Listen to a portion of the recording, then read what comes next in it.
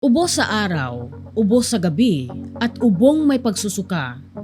Napakahirap kapag hindi mo makontrol ang pag-ubo at maaari kang makaramdam ng labis na pagod. Kung pag-aaralan nating mabuti, ang ubo ay may iba't ibang klase at grado. May ubo na mababaw lamang, mayroon ding malalalim, mayroon ding basa at tuyong ubo. Ang isang produktibong ubo o isang basang ubo ay isang ubo na nagdudulot ng uhog o plema.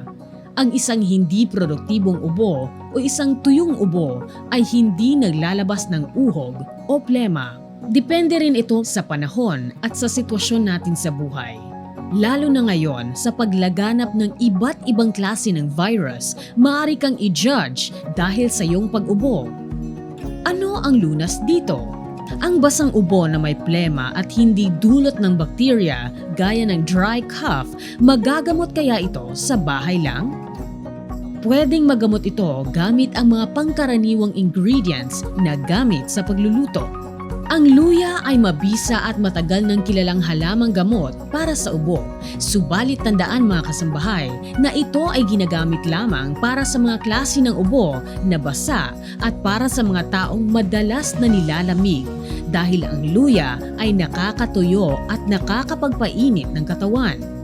Ang paminta, ito ay karaniwang hinahalo sa iba pang mga sangkap, ngunit sa madalas na pagkakataon ay hindi sumasapat ang timbang ng paggamit dahil sa tapang nito. Honey. Ang pulot o honey ay malaki din ang may tutulong para makapagpagaling sa basang ubo. Step 1. Balatan at tadtarin ang luya ng pino. Step 2. Pagsamahin ang lahat ng sangkap, haluing mabuti sa isang kutsara, kainin ito ng 1 hanggang 2 o 3 beses sa isang araw. Mas mabisa rin kung hahaluan ng bawang ang mga nasabing ingredients. Tandaan na huwag ibigay ito sa mga batang wala pang 2 taong gulang. Pwede itong painumin sa may 4 na taong gulang pataas. Aminin natin, ang mga problema natin ay nagmumula sa mga simpleng bagay na lumalala na lang kung ito'y napapabayaan.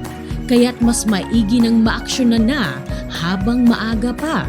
Nasa parang ito, kahit nasa bahay ka lang, ay matutulungan mo pa rin ang sarili mo na gumaling. You can do it!